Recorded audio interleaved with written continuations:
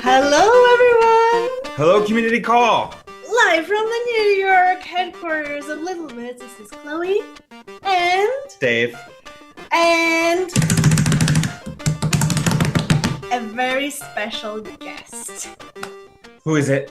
Who's the guest? Okay, I'll give you some hints, okay? We do have a space in between us, just sort of waiting for someone to fill it. I don't know. Maybe you'll find out. She was named one of the most creative people in business by Fast Company, Entrepreneur Magazine Top and Upcoming Leaders to Watch, in Popular Mechanics 25 makers who are reinventing the American dream. Not to mention, she was at CNBC's Next List. I can't place it. Her TED Talk has over 1 million views. 1 million? Yeah. She hates the color yellow. Ayah. It's Ayah. It's Ayah. Ayah. Oh my God. Okay. Now there's time for some special magical effects.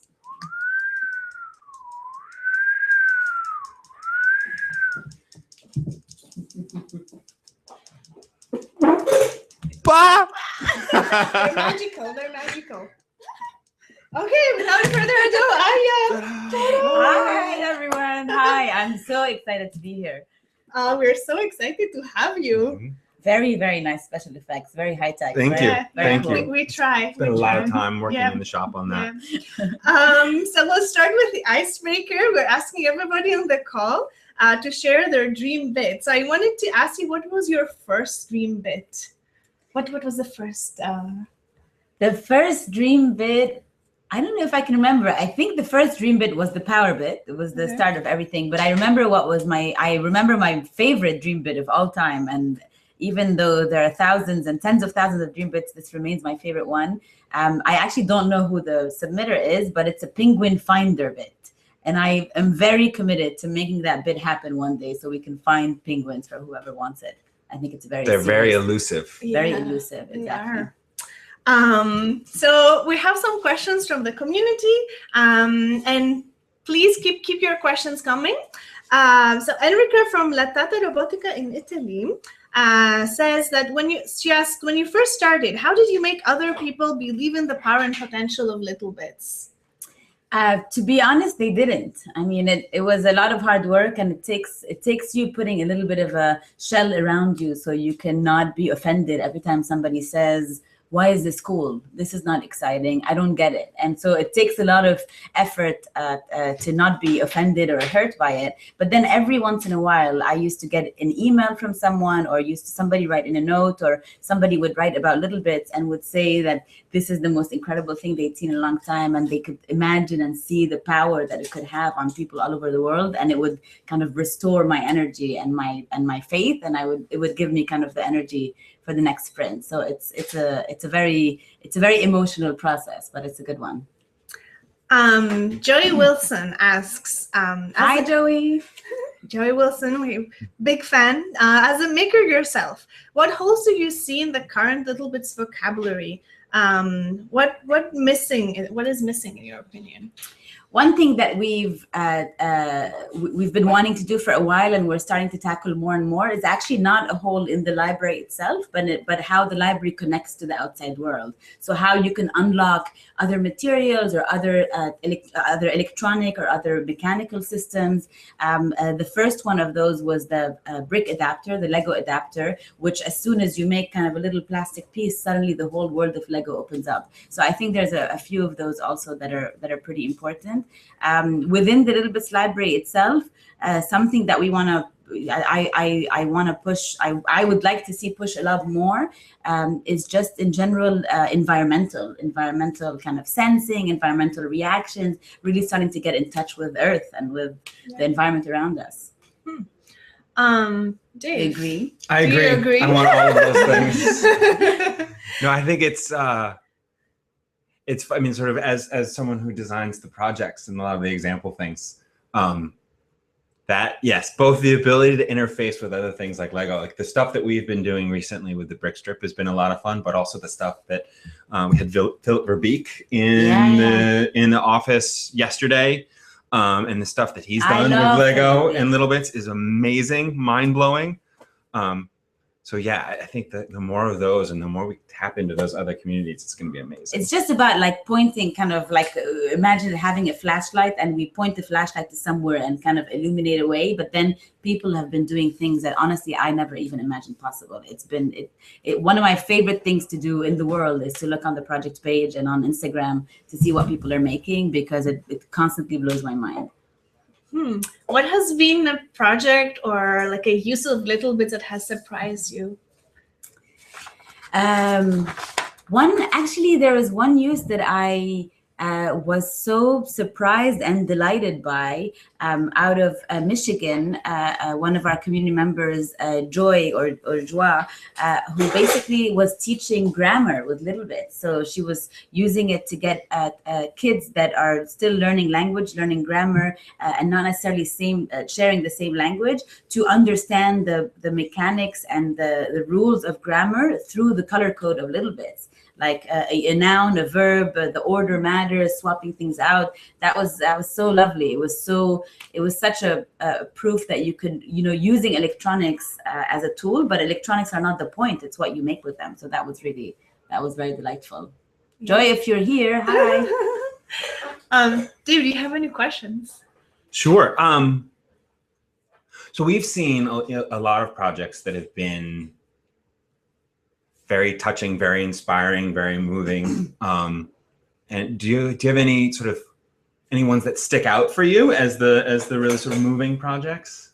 So this is gonna sound like it's planted because I know that he's in the community call, but Joey Wilson's project recently was one that moved me to tears, actually, and your post as well really moved me to tears, because I lost my dad a few years ago, and I miss him a lot every day. And when I read the story about the voice box that Joey made with littleBits in order to remember his dad's stories, it was kind of like, it was a heartwarming story all around, from a personal point of view, from my family, from a professional point of view, from littleBits, but also from a point of view of an artist. And being able to see an art piece that comes from a very personal, expressive place made with littleBits was just, it was unbelievable. It actually moved people to tears in the office, lots of people. That was a really special moment. Yeah. But there are lots of them, and they happen. They're happening more and more frequently. I mean, seriously, people are blowing us away all the time. Absolutely. I know I'm blown away every day from like the projects. I'd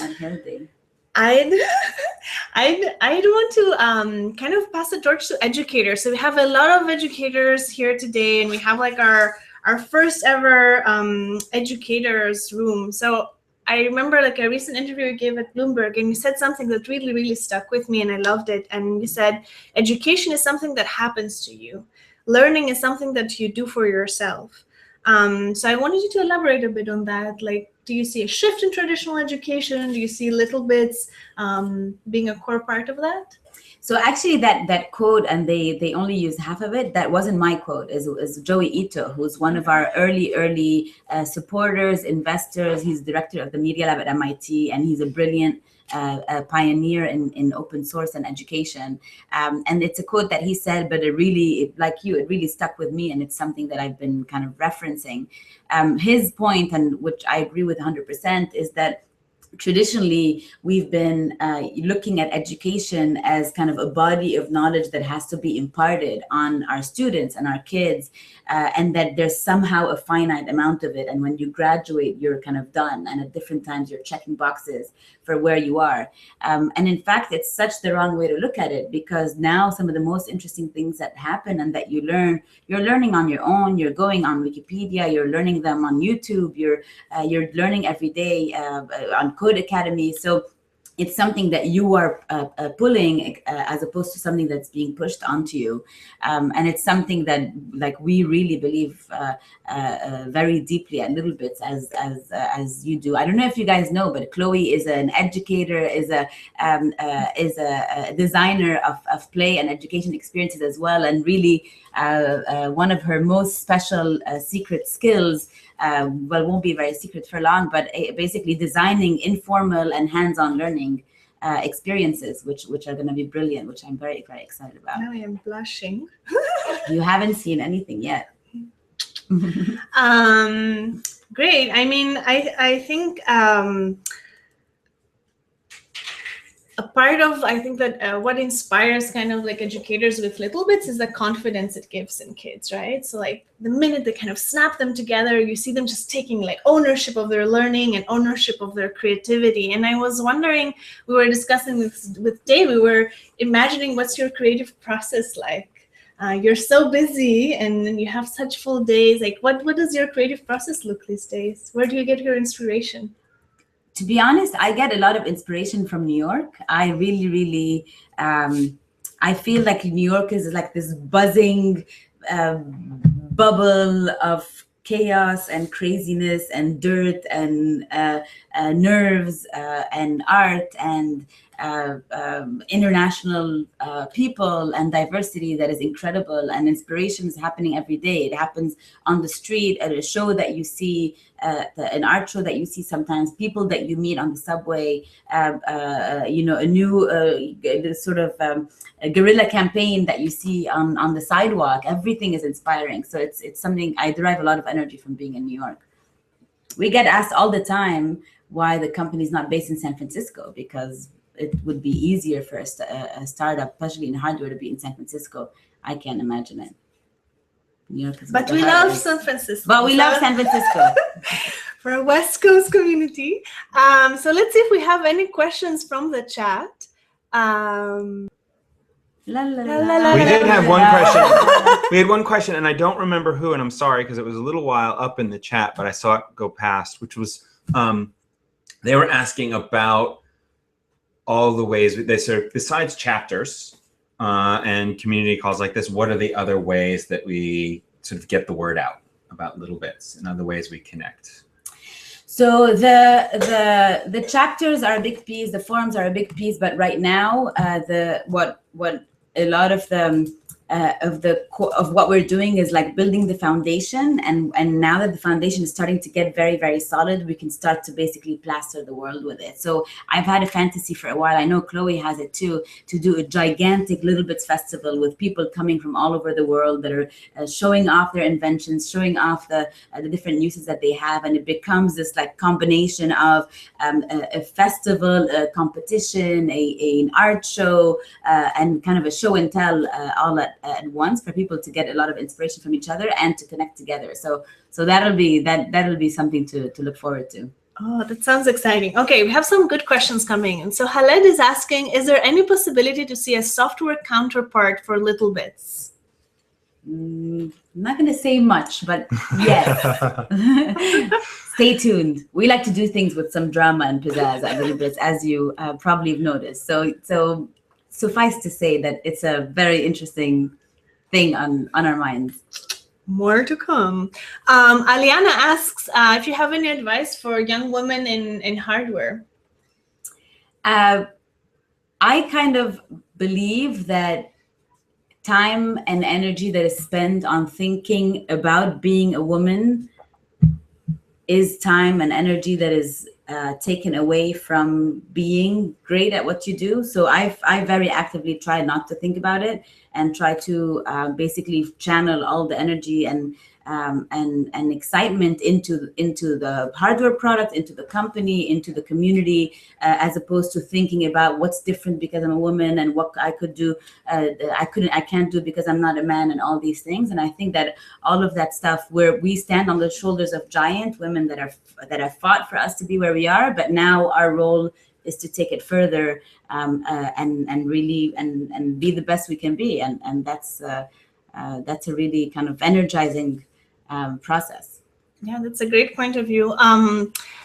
Eric asks, how has your talk on TED impacted your life as an educator and an inventor?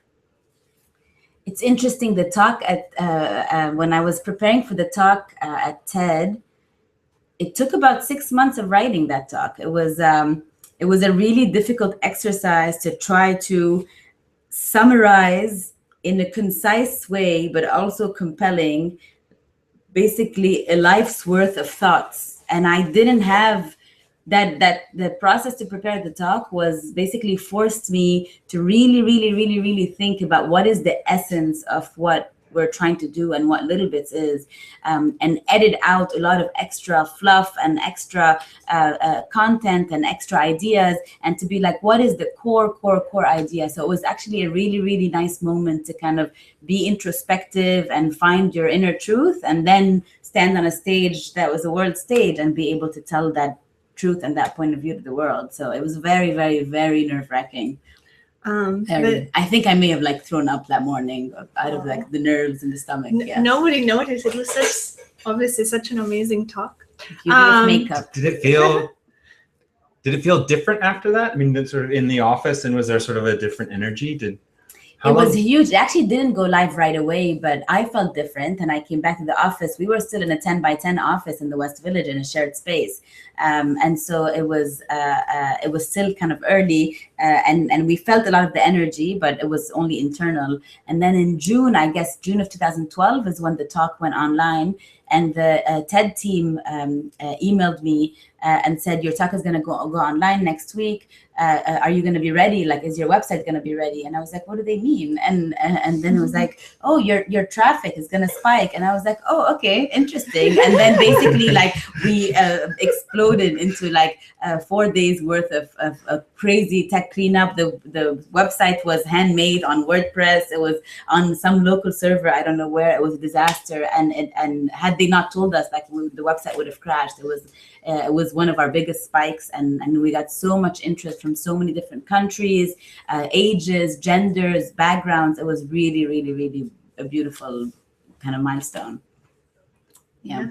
TED is a very international platform, which is very akin to littleBits. Like, our goal is to cross any boundaries. So that was kind of the first time we saw that play out. It was nice.